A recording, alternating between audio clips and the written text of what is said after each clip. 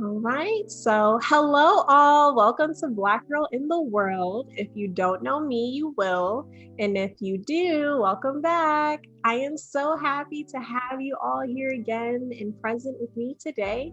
I am so happy that I am putting out more episodes on my podcast, and I hope you continue tuning in. Today, we are doing a more intimate special for the last few weeks of this month. I have a special guest here with me today. We met on Instagram and she's a true gem. She Thank has you. her own website where she blogs about self-care, relationships, and intimacy. She discusses sex education and sells products on increasing female pleasure. The owner of She Slips. Thank you, Ro, for being with me today. How are you? I'm good, and thank you for the invitation. I am so excited. So excited. I am too. I'm just so happy. Thank you again. Yes, it's my pleasure. It's my pleasure, and I'm sure we're gonna have a good conversation today. Yes, it's going to be a very good, vulnerable, and educational conversation. Correct. Yes. I am so grateful that you are here to share what you know and answering a few questions we have about these things. In our initial conversation, we talked about how hard it is for women to discuss sexual liberation because of how often women may get punished for thinking that way. Could you share a bit more about that and how that has affected you? Well, to be honest, one of the things that stands out when it comes to that is just how we as women have been conditioned throughout the years. We've been conditioned either by what we've been taught by our parents, family members, school education, even society, what we watch on TV, to think that when it comes to sex and pleasure, it's more about the male and his pleasure versus ours. Ours gets put to the back burner. We're supposed to be ladylike and feminine and, reserved. But one thing that I am excited to see is that things are changing and our values are, changing with that as well. And now female pleasure is seen a little bit more in the forefront. And I'm super excited about that, obviously. And personally, I can kind of, relate to it because I grew up in a very, very extremely, what's the word? I'm sorry, I lost my train of thought, but conservative, there you go. Conservative household where it was literally all about, my parents' faith and religion, and sex was just not talked about at all. So it was very, very taboo. So I get it. I get that, most women still have, a little bit of, hesitation, to talk about it. But little by little, I'm seeing, the veil come down. Becoming more transparent. There's more sex educators online, which is awesome to see. But yeah, that's pretty much my point of view when it comes to that. So I know there's still a lot of work that we can still do. But I'm really excited to see the changes. I am so glad that you expressed that because I see that as well. Just within the time frame of me being alive to me being here, it's like I see a lot more of sex education that I wish that they shared in school. Yeah, there's a lot more to work on because I feel like with sex education, it was in health class and it was maybe 2 chapters, and they were kind of expressing how, sex is a vagina and a penis, penetration, and STDs. And that's it. And that's where it was left off. Nothing about the vulva, nothing about, the clitoris, nothing about anything in relation to our pleasure. And, and that's funny because not too long ago, I was having a conversation with my daughter. She's a senior in high school. And we were talking about health class because she was taking it the first semester, and I asked her just out of curiosity, and she said that they are talking a little bit more about the female anatomy, not so much, pleasure wise, but I guess they're getting a little bit more information. So, that's something to really look into because we have to normalize it. It's part of our everyday life, it's part of who we are as females. You know what I mean? You can't take that away from us. And the conversations are being had, and we'll get there little by little, but at least the change has started. So I'm really, really stoked about that. Well, that's good. I haven't really heard of any like high school students in the comparison with sex education now. I just kind of remembered the history that I had and how Mhm. scary those books looked. Yeah, it was scary because it wasn't, what's the word I'm looking for, it was not clinical, but it almost feels that way.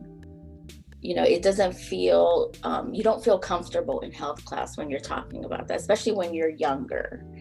And then when you go home and maybe ask questions, for instance, for me, since, my parents were very old school, those questions would go completely ignored. Nobody would say anything. Nobody would say anything. But, like I said, more of us are talking openly about it. It's, a normal conversation to have. So hopefully, we can get it to where it's like really mainstream and we're like voicing it out loud everywhere. Well, I'm really glad that you said that. When I see your profile, I feel that just being able to be open and sharing your advice and and you have followers, and I just enjoy how exciting your profile is and you're super duper honest with just intimacy, relationships, self-care. So I just wanted to know, how did you become a sex expert? Okay, well, it sure as hell didn't happen overnight, but it was a process. But a little backstory about me. Well, I worked in the corporate world for many years. Back in 2010, I had a little bit of a, meltdown because of, stress, your everyday things. And I didn't go back to work because I just couldn't.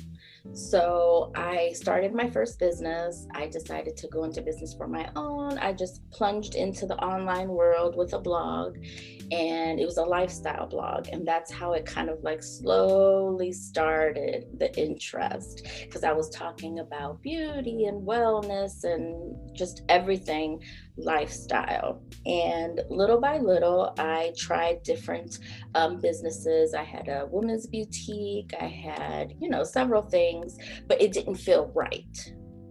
I mean, although I was successful and I was able to, hit my milestones, it didn't just sit right with my soul, basically, because it wasn't me. So, in speaking with my then partner, my then husband, and just sitting down with myself, I decided to take a hiatus from like everything, social media, the business, and whatnot.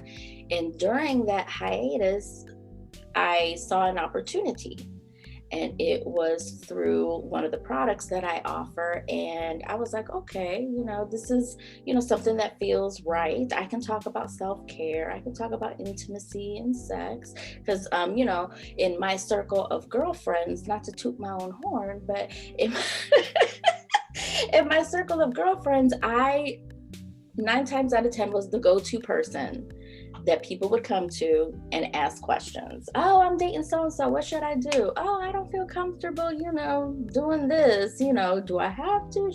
Can I do something else? Things related to that. And so I decided to take a certification to become a sexpert.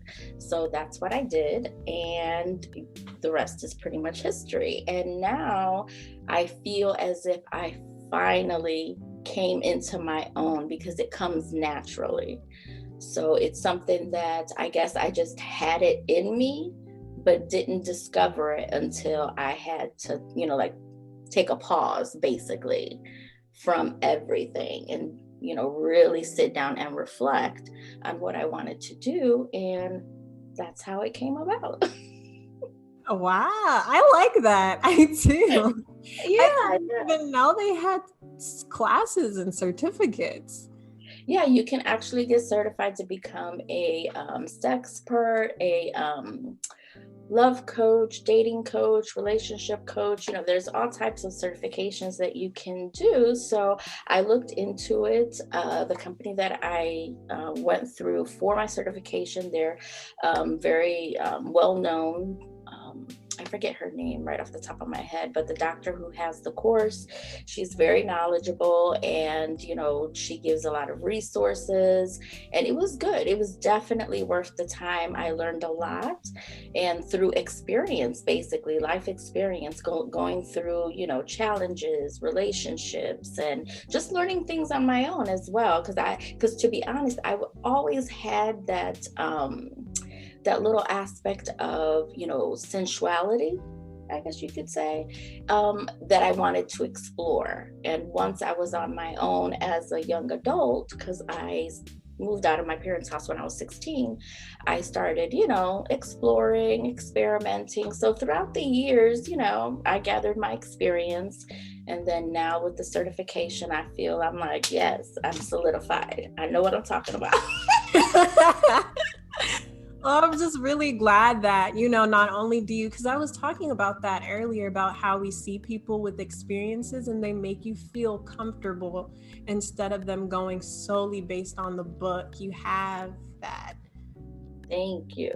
Yeah, because the knowledge helps. It does, because, it really does help a lot. But if you're able to kind of like make it to where it's easy for people to, I guess you could say, digest and accept the knowledge and accept the expertise, then that much better.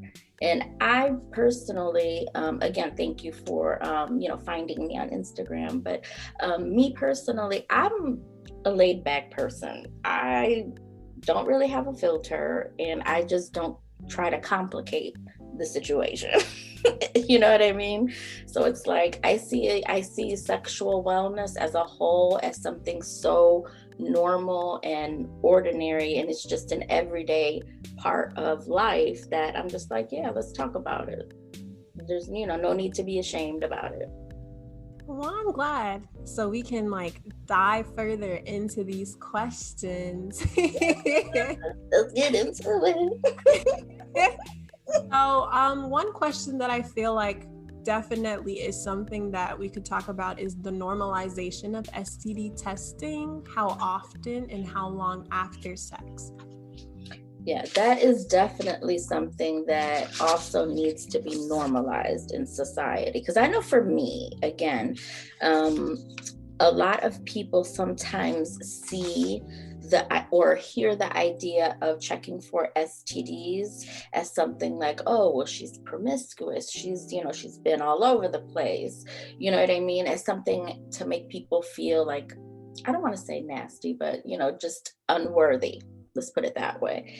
But the fact is, taking the time to actually go get tested, in my opinion, I see it as a form of self love and self care, because not only are you taking care of your health and your wellness, but you're also doing it for the people that open your bedroom to, basically, right? Whether it's your partner or anyone else. So when it comes to that, my recommendation is, yes, get tested. I know with Rona, it's kind of hard now because, we're under lockdown and social distancing. And I know a lot of the times it's not easily accessible to get to the doctor or to, places like Planned Parenthood and things of that sort. But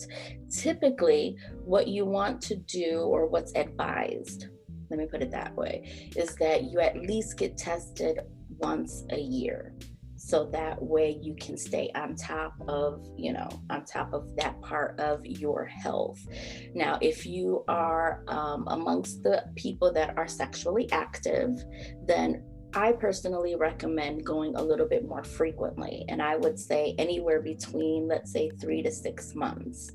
But again, that all depends on how sexually active you are, the partners that you have, and yeah, and basically it comes down to that. And of course, if you are having high risk sex, then definitely you want to go like immediately after contact. And when I say high risk sex, I'm usually talking about, if you're changing partners regularly. And, let's say if you, got in contact with somebody who had maybe or who has HIV, or who has had maybe an STD in the past, like herpes. Because the thing with just real quick, because the thing with herpes, you don't see it, and most of the STDs, you don't see the symptoms, right? So if the partner that you are with is not necessarily vocal in saying, oh, hey, by the way, I got tested and I have X, Y, and Z, there's no way for you to know 9 times out of 10. So keep that in mind. That's always, something that I keep in mind for myself as well as a single woman. But yeah, I would say anywhere between 3 to 6 months throughout the year, go get tested, so that way you can, maintain your wellness in that aspect. Because again, sometimes people are walking around with symptoms and they don't even know it.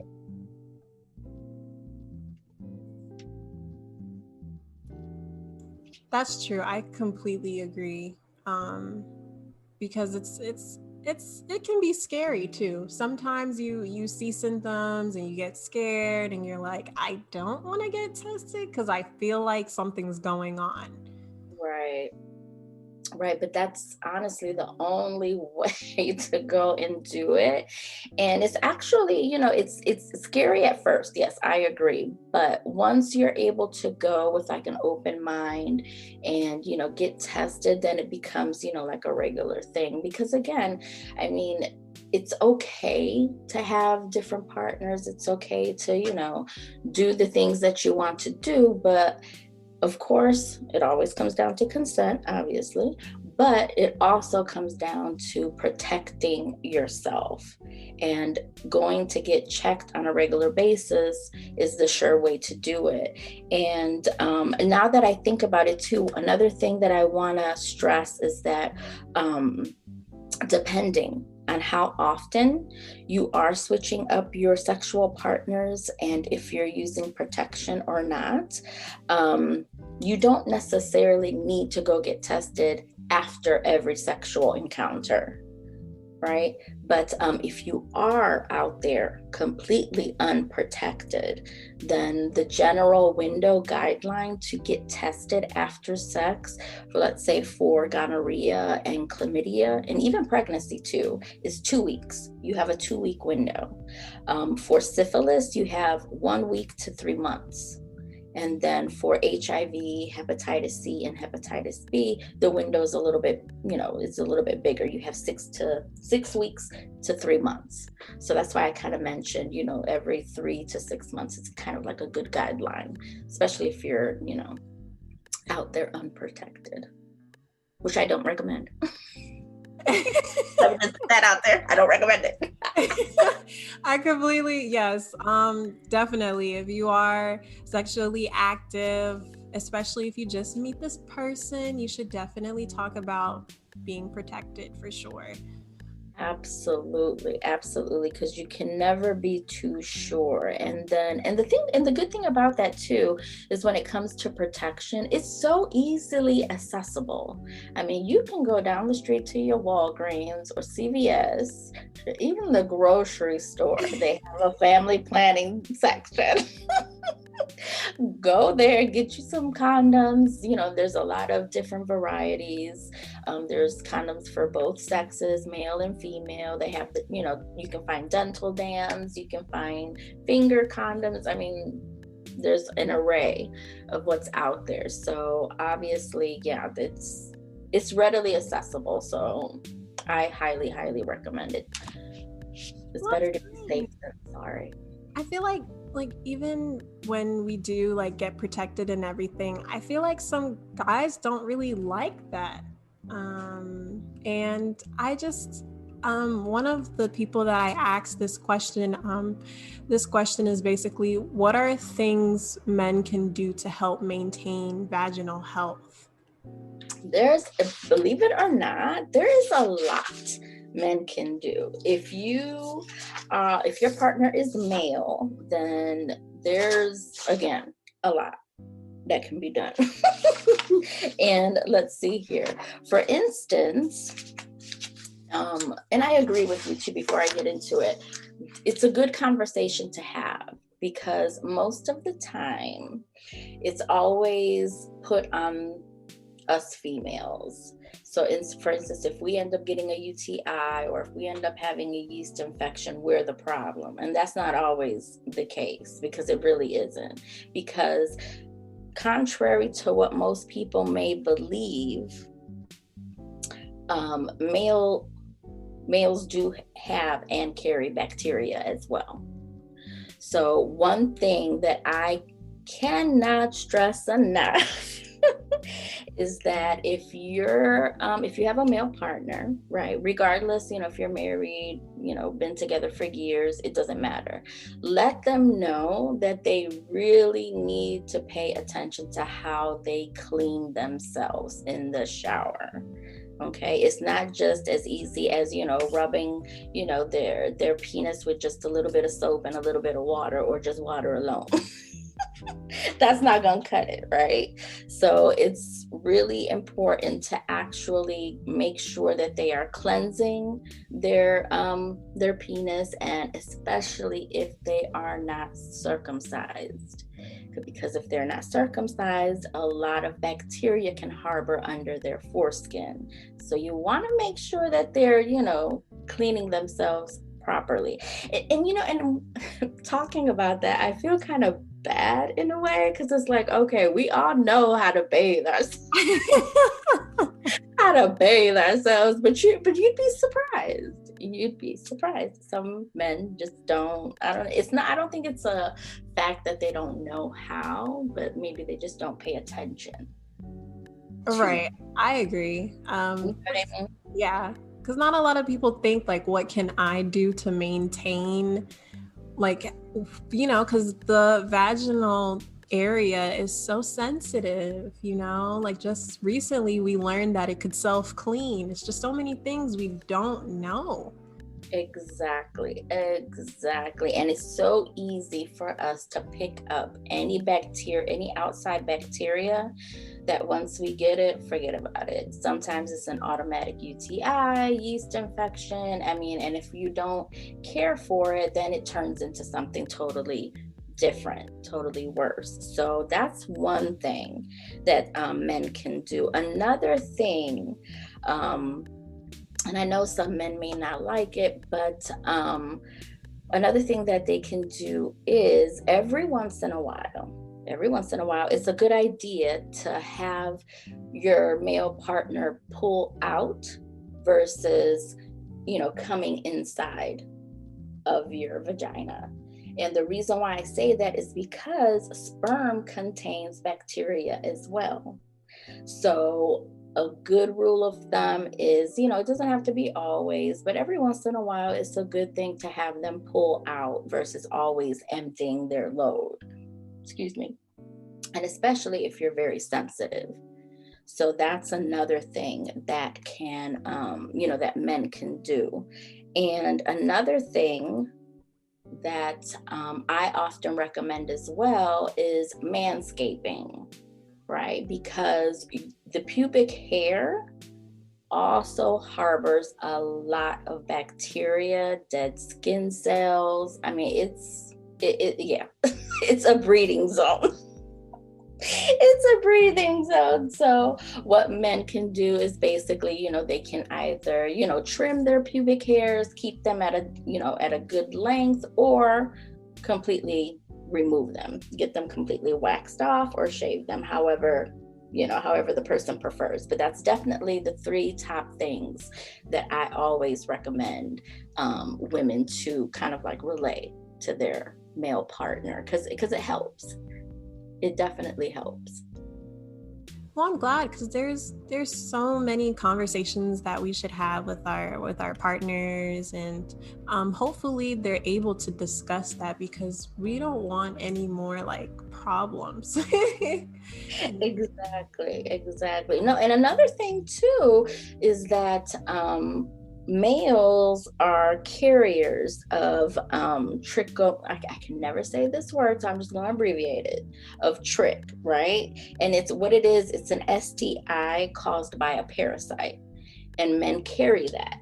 Right. So if he's carrying that and he doesn't know it, it can actually cause very foul smelling discharge in women, genital itching, and painful urination. So you definitely want to have that kind of like in the back of your head. So that way, when they go get checked annually, just like us women do, then that's something that they can, talk to their provider, their medical provider about.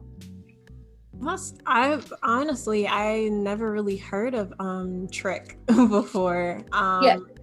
Yeah, it's actually trichomonasis, if I'm pronouncing that right, because I'm horrible in pronouncing certain things. But yeah, so it is. It's a parasite that they carry, and if it goes undetected, then it can have an adverse effect on us women. Oh wow. So I really hope that you guys get checked out, because these things Right. are not good. Just like us women go get checked annually for our pap smears and all that all that good treatment, then men should do the same thing, because it's part of their health as well. So Yes, everyone should get tested together. I think that would be a really good idea, to just get tested together. That's what I think. yes, ma'am, I agree. So another question that I have is sex supposed to hurt even if the vagina is self-lubricated and there's lube? Okay, now when it comes to sex is supposed to feel phenomenal. Right? It's supposed to feel phenomenal. That's the obvious. But if sex is painful, then I always recommend make an appointment with an OBGYN, because there are a number of medical reasons that could be causing the pain. And the ones that I can think of, like right up off my head, the first one is the most common, UTIs and yeast infections. They cause inflammation and irritation of the vulva and vaginal canal. So that would make penetration very uncomfortable. So that's one thing to look out for. Another condition that some women have, and it can go undetected unless you seek medical help, is vaginismus. I'm probably pronouncing that wrong, so I apologize. It's okay.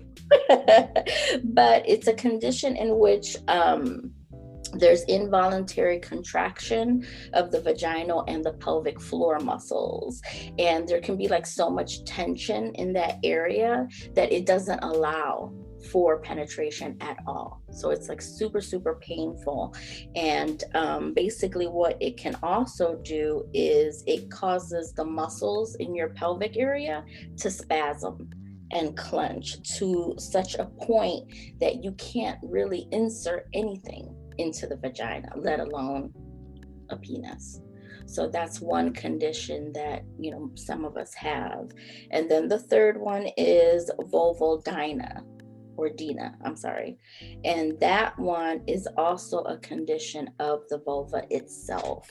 So and what's worse about it is that there's really no rhyme or reason, let me put it that way.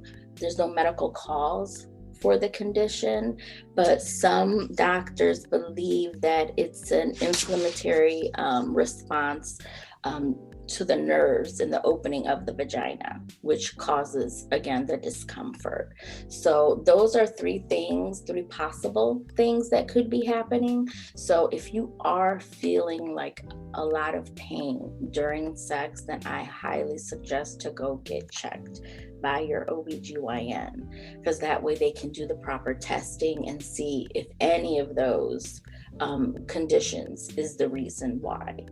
And then the last one, which is kind of like the most common and the most easily treatable, is vaginal dryness, right?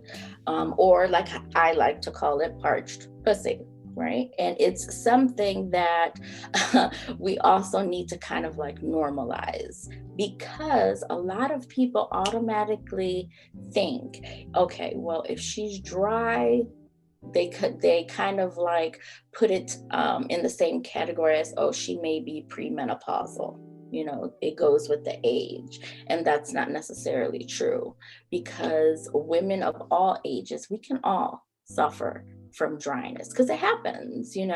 There's a lot of things that cause that. It could be we're dehydrated, so intaking more water every day helps, right? It helps with our natural lubrication. It could be stress. It could be, everyday stressors, you know what I mean? Having to, balance life and work and career, and then being, in lockdown 24/7. That's stressful enough, let alone everything else. And other indicators that can cause, I should say, dryness is like birth control medication and antidepressants. Even if you have like thyroid or hormone. Today I just can't talk. That is that's perfectly fine. Hormone imbalance, then that can also trigger dryness. So, but at the end of the day, of all the reasons, or of all the conditions, I'm sorry, that can cause pain during sex, this one is like the most easiest to treat, because you can use different types of lube. Not every lube is made the same. I personally, I don't have one that I can recommend because I don't use it. Me, on the other hand, I went above and beyond, because I was actually having the problem too, because I have thyroid issues. So I had that issue where, I would be fully aroused, be fully ready for intimacy with my, then husband. And then all of a sudden it was like sandpaper. And it wasn't because I wasn't into it, but it was just because I had an imbalance, right? So I took it upon myself once again. I did some research, and I actually created a all natural lubricant supplement. And I take that religiously every day. And it has completely changed the game. And that's kind of like the basis of my brand, because I figured if I have the problem and I'm not anywhere near, menopausal or premenopausal stages, I know for a fact a lot of other women, may be having that problem as well.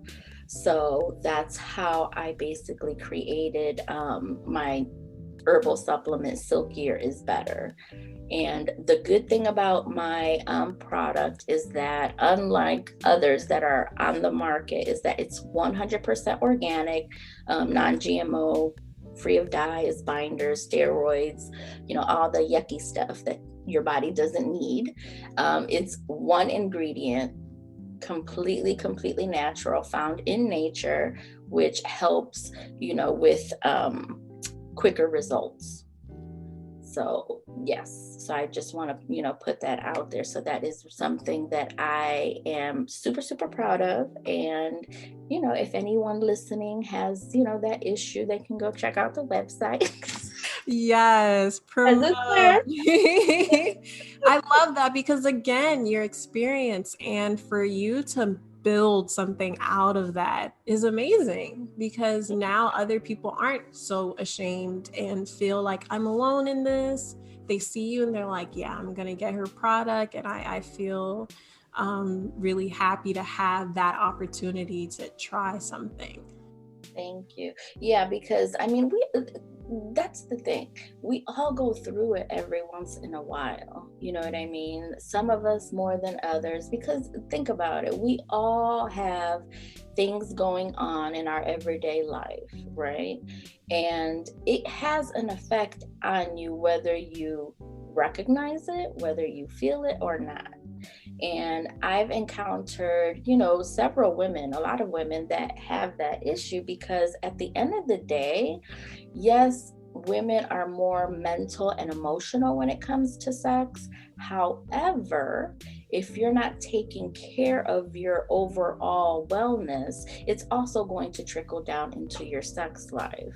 That's why I kind of mentioned the point of hydration, drinking your water, eating your fruits and vegetables, because a lot of people, they don't, yeah, I know it's good for my, for my health. It might be good for my skin, my hair, but hey, you know what? It's good for your vagina as well, and then why not add something to that mix, a natural supplement that's non-forming. You don't get addicted to it or anything like that. And it's basically found in nature. So why not use it if it's going to help you?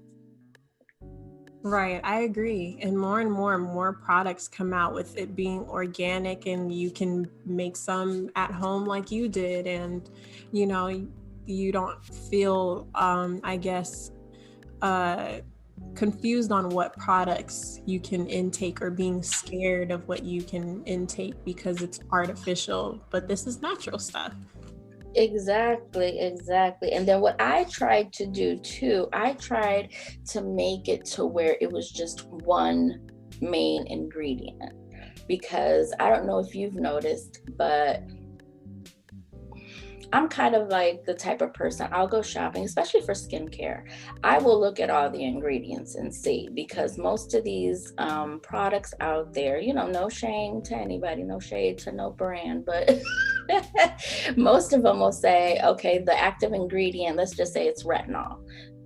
It's for, skin, wrinkles, and things like that. But then when you look at the ingredient list, retinol is all the way on the bottom, so that automatically tells you, yeah, there's a little bit of retinol in there, but it's not to the point where it can actually do something for you. Why? Because you have all these other ingredients, right? The phthalates, the water, the gels, the silicones, the fragrances, all of that stuff. You have it at a high concentration versus the active ingredient itself. So I decided, I said, well, I'm going to cut all that because our bodies really don't need that. Let's be honest. So I figured, I said, I'm just going to go with the active ingredient and that's what we're going to use. And it works. It works. So I'm super, super proud of that product. Well, I'm happy and I hope you get to make more products along with that one. Yeah, I And think it's coming. yes, and expanding on the product as well. Correct. Yes. Yes. I am hopeful. There's a lot of things coming. So I'm excited. Oh, I'm excited for you and I can't wait. Thank you. um, Another question I have is why is the thought process of men when they don't have sex different than women who don't have sex? Honestly, my opinion on that is this: men are easy when it comes down to it, especially when it comes to sex. And the reason why I say that is because they're visual. A man can get an erection in like 2 seconds, a few strokes, and he's good. Women, on the other hand, we're a little bit more complex. It takes us a little bit longer. to get to that point where we're aroused, because we are more mental and emotional creatures, which is fine and that's perfect and it's normal and it's a beautiful thing. It is a beautiful thing. So I guess I could say that that's maybe the underlining factor as to why it's easier for the male counterpart.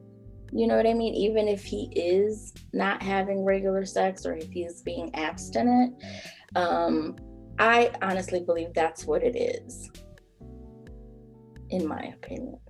I agree with you. I think so. And I guess it's just weird because when I hear like me and my girlfriends, like we're talking and some of us aren't having sex, others are. And we're just basically like, it doesn't really matter. Like sex isn't all that, or it's okay to do it. That's fine. Whatever you're comfortable with. But guys are like, I guess, angry. Right, they need to have it because it's also a thing about the testosterone as well, you know what I mean.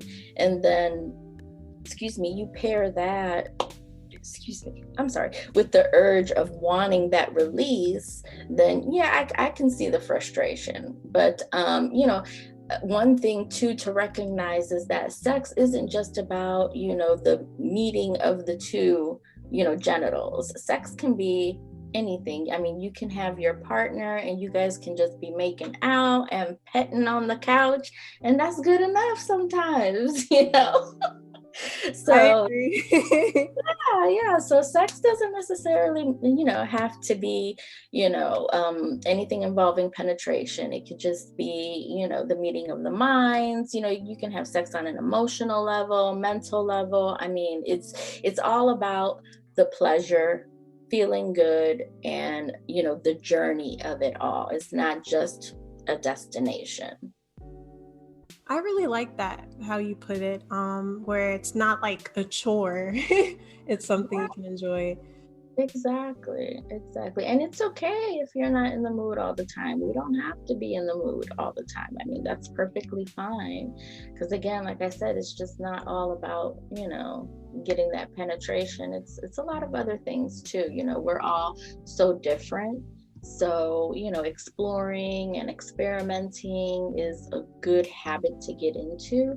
Just like one thing that I share a lot too on the page on Instagram is about incorporating little bits of intimacy into your self-care routine, because that's a good thing to do as well. And it doesn't need to be complicated. It can be an easy thing as wearing your favorite lingerie on a day that you may not be feeling all that well. It's a quick pick me up. It helps with confidence. It helps you feel better. So I mean, it's a simple process, but little by little. So it all just depends on what pleasure means to us individually. I like that. That's definitely going to be the title of this podcast episode. I have to give you the headline. Yes, talk about Because that is genuinely a question that we ask ourselves, like, what is pleasurable to you? You might put your lingerie on and sit on the couch and eat chocolate all day. exactly, and that's perfectly fine. That's perfectly fine. And then you may be on the other side of the spectrum where you have a case of toys. I mean, there's no wrong and there's no right. It's just all about you and what you like, what you're comfortable with, and that's really all it comes down to be quite honest. I love that already. Yeah. It's so my last question Yes. would be, can you squirt without penetration? How do you even have an orgasm? And how do you make your partner? Basically, it's like a three-parter question. Okay. All right. So when it comes to orgasming as a whole, um, first, I'll put a few disclaimers out there. One, everybody is different. Everybody has different points of pleasure. And regardless of what yours is perfectly normal. Okay. Another disclaimer I'll put out there is if you not have, oh my God, today is not the day. Take your time. It's okay. If you haven't had, there you go, an orgasm yet, that's fine too. There's nothing wrong with you. You are made perfect, right? And another thing that a lot of women say is like, well, I don't even know if I've had one yet. I don't know how it feels. That's also perfectly normal. So I want to put that out there because I know a lot of times, some women, they feel kind of like lesser than, especially, from what they see like on porn or in the media. It's like, oh, well, that doesn't happen to me. Is there something wrong with me? And no, there is not. You're absolutely normal. You are perfection, just as you are. So I'm going to put that out there before anything. Now, when it comes to how-to portion, one of the things that I stress the most is that if you want to really learn how your body reacts to pleasure and how it gets to that peak of intimacy, which is climaxing, coming, orgasming, whatever you want to call it, then one exercise or one practice that we should all do is masturbation. And the reason why I stress that so much is because you have to know what you like first before expecting anyone else to know. Because your partner, as good as they may be in the bed or as wonderful as they may be as a person, they're not going to know what it is that turns you on and gets you to that point where you're able to have that release. It's just not going to happen, right? So with self-discovery through masturbation, that's kind of like I don't want to say the easiest, but it's the best way to start. So that way you can learn what it's going to take your body to get to that point. Now, that's when it comes to orgasming, whether you're by yourself or with a partner, because it goes both ways, right? And I don't mean to plug a lot of my things, but Oh, please go. one more shameless plug, and then I won't say nothing else.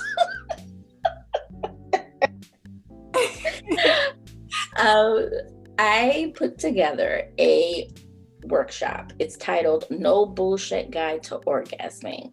And the reason why I put it together was because one of the main questions that I get in my DMs is that, how can I have an orgasm? How do I do it? So I put a workshop together. It's going to be 1 hour long. And I am going to literally walk you through the entire process from beginning to end as I learned it and as I experienced it. And I am going to just break it all down. So that way, by the end of the workshop, you are going to leave with some good tips, some good advice, and some good pointers on how to get to that point. Because again, I will stress orgasming isn't the end all be all anytime you have sex, because it's more about the journey, the pleasure. But if you are wanting to experience orgasming with every sexcapade, that's perfectly fine too. That's perfectly fine too. So I don't want, women to feel like, oh, well, she's over here talking about, orgasming and how good it is. But yet I hear someone else say, oh, but it's not important. It's all about, the pleasure and the journey and, and this, that, and the other. Both methods of thinking are perfectly fine. It all depends, again, on the individual. So that's one of the reasons why I put that workshop together.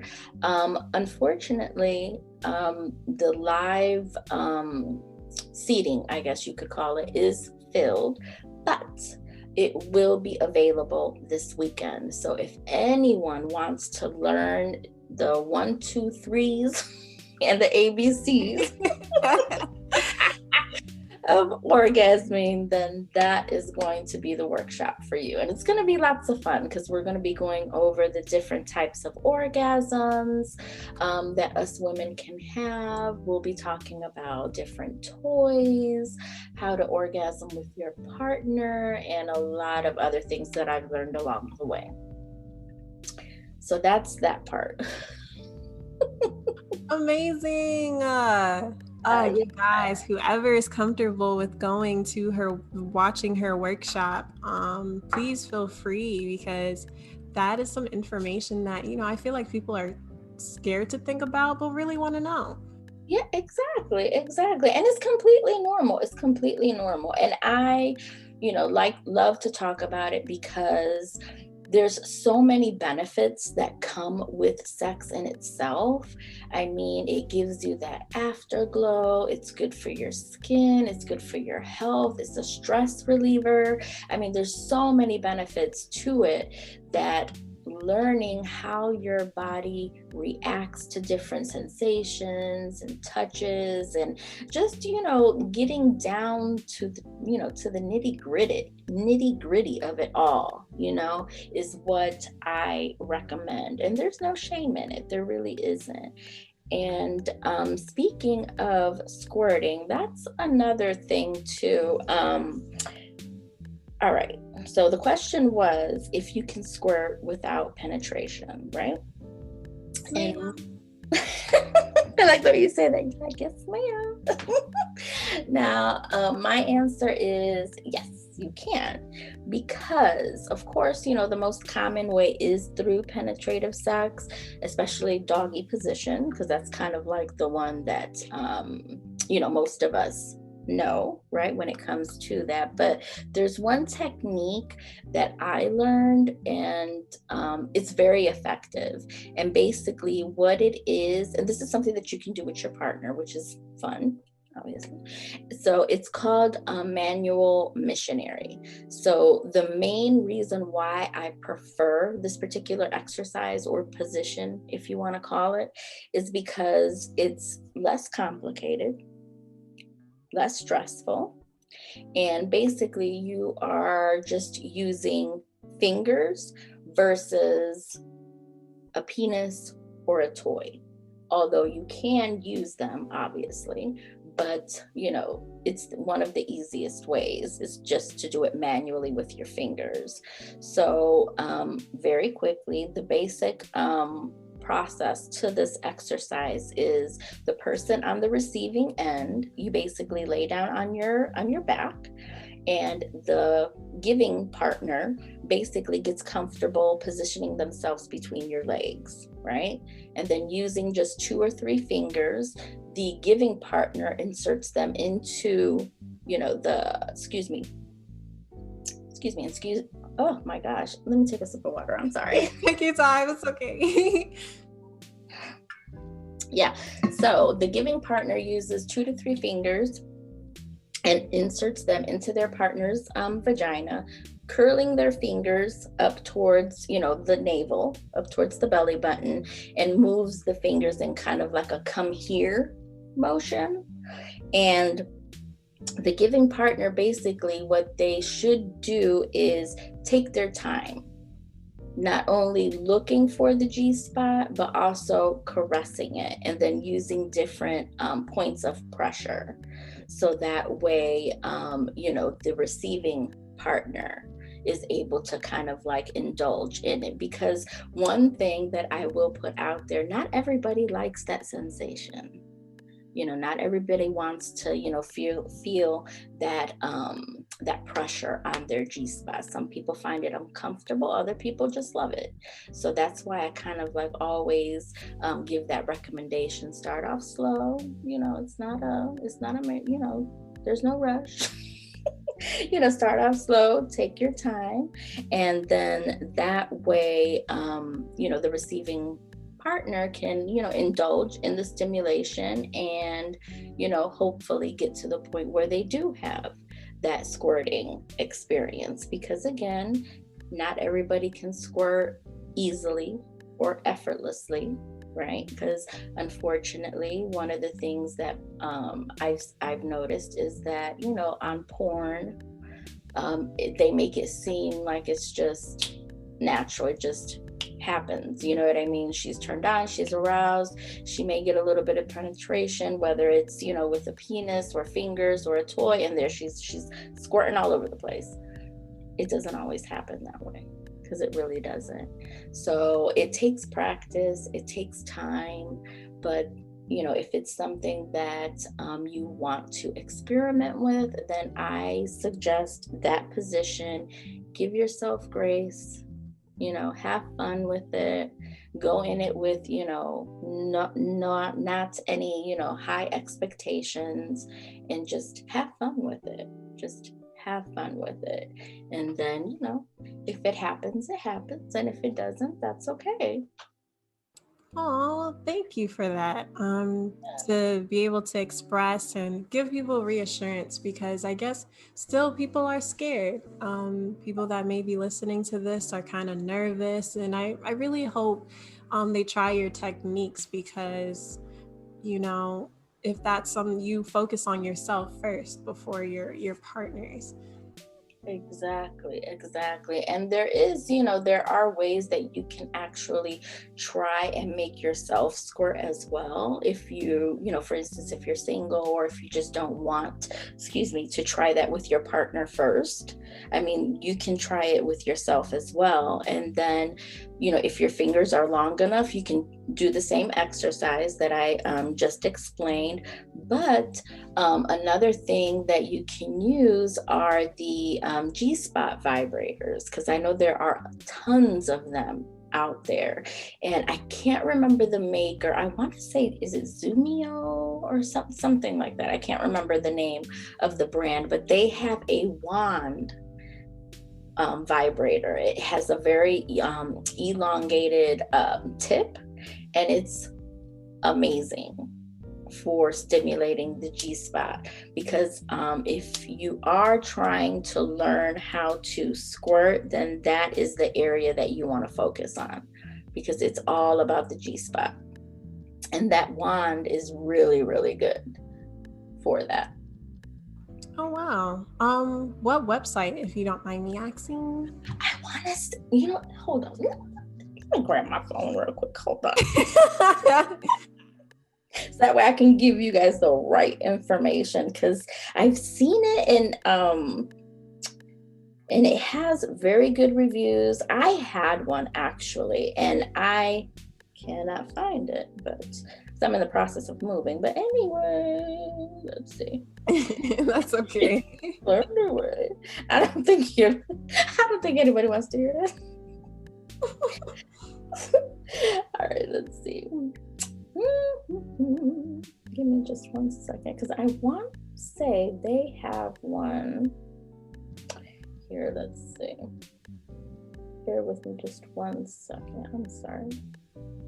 Yeah, it's Zumio, ZUMIO.com. I'm sorry, they have it myzumio.com. So that's MYZUMIO.com. And they actually have one of their wands right on the home page. So they have like a very good variety. Okay, that sounds pretty good. Yeah. So to all my listeners, if that's something you're interested in, Ro gave us the website. Go check them out. No affiliation. I don't get paid. Just I put that little disclosure out there. Yes, just a little recommendation. It's up to you. You pick it up and just run with it. Thank you so much, Ro, for being here and just sharing all that you can, all that you know, and being so kind. Oh no, I thank you. I'm so excited and so happy that you allowed me the time to, you know, chat and yeah. I'm just really excited, and I'm very happy, and I'm very honored that you gave me the chance. Yeah. So plug in your social media so people can find you. On Instagram and Facebook, they can find me at she, period, slips, SLIPS. Awesome. Yes. Well, thank you again. And to all who listened this far, thank you for watching. Thank you for listening. So share this with your family if you're comfortable and your friends. And thank you again, Ro, and be safe today. Oh, absolutely. That is true because there's a lot of storms on the horizon, and it's a little crazy out there, the weather-wise anyway. Yeah. So be safe on the road, you guys. It's slippery out. Yes, be very safe. Yes. All right, Ro. Thank you. And bye. Thank you.